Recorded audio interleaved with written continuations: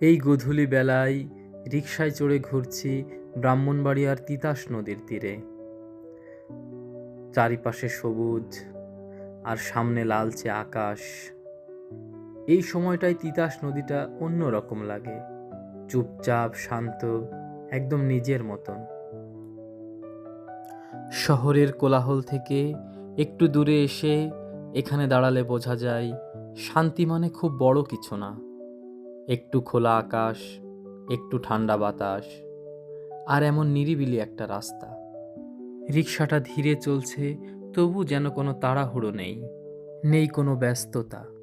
নদীর জলে সূর্যের শেষ আলোটা পড়েছে, আর মনে হচ্ছে এই সাধারণ মুহূর্তগুলোর মধ্যেই আসলে সবচেয়ে সুন্দর অনুভূতিগুলো লুকিয়ে থাকে।